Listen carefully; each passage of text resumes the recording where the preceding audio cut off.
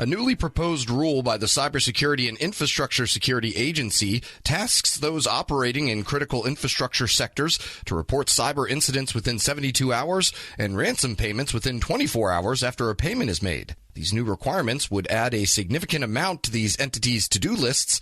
For analysis on what the impact could be, I got the chance to speak with Beth Waller, who is from the law firm Woods Rogers Vandeventer Black.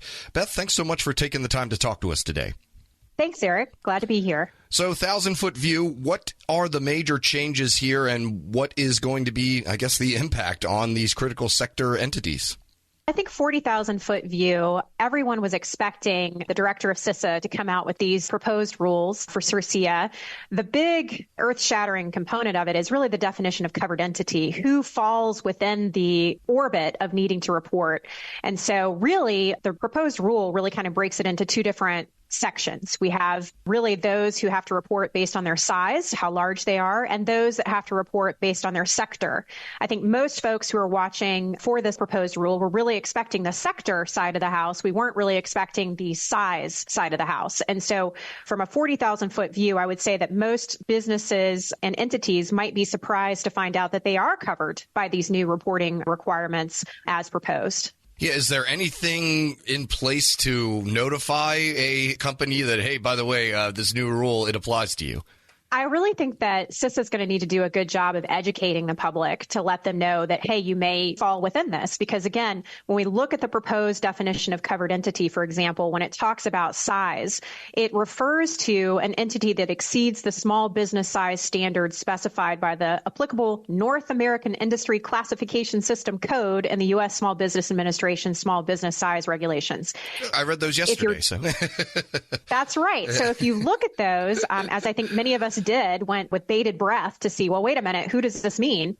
We start to see that, well, it really means anybody who has more than 500 employees in certain sectors and with average annual receipts over 7.5 million would qualify as somebody who would be needing to report. Now, there are certain exceptions by industry under the SBA regulations, but I think that really what is surprising for me as somebody who really focuses in on critical infrastructure incident response is now we're going to be really looking those SBA requirements and doing that math in the midst of an incident. And what I can't really emphasize enough is the fact that we need to remember that this isn't sitting at home, twiddling your thumbs, or the quiet of a Tuesday morning or whatever the case may be.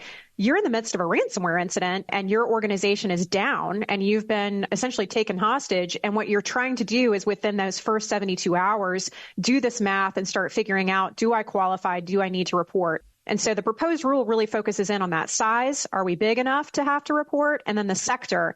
And then, of course, sector, size doesn't matter. It really is whether you fall within these different buckets. And the buckets are what you would somewhat expect, nuclear, reactors, energy, things like that. But then there are some areas that you might not expect. For example, in the healthcare and public health sector, for example, the proposed rule says that those that operate a hospital with 100 or more beds or are critical access hospitals, well, guess what? You're dragged into that dragnet. So if I'm a small hospital in a rural location, I might not have 100 beds, but I might be considered critical access, and I would therefore be obligated to report a ransomware incident within 72 hours of finding it out. Similarly, you have information technology, any entity that provides IT, software, hardware, or system or services to the federal government. So if you're a teeny tiny software company, but you provide or have a contract with the federal government, well, guess what? You're grabbed into this. Similarly, if you are considered an original equipment manufacturer or a vendor or integrator of OT hardware, that's operational technology, hardware, or software, or those that perform functions related to DNS operations, guess what? You're grabbed in. So again, you have some things that are kind of what you would expect: chemical facilities, water, wastewater treatment systems, transportation systems. But then you have some unusual things, including communications. So for example, wire radio communication services. So if FNN had an incident, you'd be doing that kind of analysis as to whether or not you needed to report within 72 hours as well.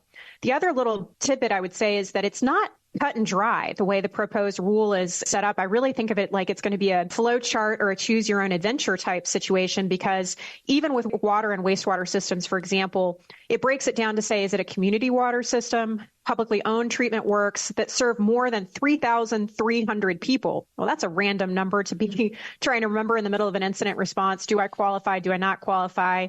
Similarly with education, you're looking at populations of 50,000 or more, or in the education sector, more than 1,000 students, or any institute of higher education that receives funding under Title IX. And then finally, folks like the defense industrial base sector, many of those folks, again, many of my clients in that space are very used to doing reporting to the DoD. Well, guess what? That doesn't necessarily get us out of jail free. We may also be having to do the same kind of report to CISA. And so those are the big kind of surprises in some ways, is that the sector really start getting into a lot of nuance and detail. And then, of course, that size component. And again, if you qualify under one bucket, you're just in. So if you've got more than 500 employees and you're in the manufacturing space, it doesn't matter that you're in the defense industrial base sector, you're going to be in regardless. And so I think that a lot of folks are going to be gobbled up by this, because CISA wants as much information as possible to start really looking at these trends nationally of the types of incidents that we as a nation are facing. We're speaking with Beth Waller, who is a cybersecurity attorney at Woods Rogers Vandeventer Black. And so it's the people on that one end of the spectrum that, you know, the smaller entities that you mentioned. How big of a burden is this actually going to be on them? I imagine that for the bigger folks, they're used to this. They've got maybe a whole team that's assigned just to making sure they're CISA compliant. But there are probably some folks in rural hospitals who have never even heard of this process. That's right. And I really think that for those of us, again, I'm a cybersecurity data privacy attorney, and what I do is respond to these types of incidents and get assigned in to these types of incidents. I think it's going to really fall a lot on the legal profession to try to educate folks, those of us that are called in to do breach response work, number one. But I would also say, I would argue that it's not just onerous on the small businesses. It's going to be really a huge task for the big businesses. And I would say that because the report itself is very detailed. It's more detailed than the report that I would be giving, for example, if I was just in the defense industrial sector under the DFARS, 7012, filing on the DibNet, those types of things. We're used to doing that in this space. Here, the report to CISA requires us to identify the covered entity, so the entity making the report. But in order to do that, what CISA is proposing is that I need to know the state of incorporation, trade names, legal names, the DUN number, tax ID, the EPA numbers, all this kind of stuff. Again, I go back to think about what we're in the midst of. We're in the midst of a ransomware incident. So if we're in the midst of a ransomware incident, highly unlikely that I have access to my work device. And so those first 72 hours, I can guarantee you're not getting access to a device that's from your company. So you're going to need to be able to pull this information together rapidly. It's one thing if I'm a smaller defense contractor or a smaller contractor to be able to know my state of incorporation. It's another thing if I'm a mega corporation and I'm made up of a bunch of different LLCs or a bunch of different entities, or I have trade names, those types of issues. Pulling that kind of information together can be very challenging. And so I would argue that it's going to be a burden to almost any entity that is going to be reporting to try to pull these things together. In addition to that, the type of information about the incident that CISA is requesting, again, from somebody who has experienced an incident response, what they want to know within the first 72 hours is pretty broad. So, for example, they want a description of the covered incident with identification of affected information systems, including the physical locations of the impacted systems, networks, and or devices. If I am a mega company, for example, and I have, 50,000 employees across the United States, talking about the physical location of those impacted systems or networks, if I'm a manufacturer, could be quite challenging in the midst of that first 72 hours, keeping in mind that the people who are needing to answer this are also potentially the people trying to come back online, getting things together, managing the incident response team. In addition to that, they want to know things like IOCs, which in the industry is indicators of compromise. They want to know the bad guys. What's the telephone number, the IP address that they called from? They want to copy the malicious code. And they want to know, for example, if you're paying the ransom, which is another separate reporting requirement, they want to know exactly what your instructions were for payment of the ransom and things like that. I will say the good news is Thankfully, there's going to be a drop-down box for unknown at this time type answers, given that this is the first 72 hours. But there is a requirement for supplemental reporting. And that supplemental reporting requires a report to be given every time there's substantially new or different information becoming available. Again, if I'm in the midst of this incident, that is a very hefty burden to be thinking about. Yeah, obviously this would be a substantial task order for, as you mentioned, somebody going through a cyber incident like this.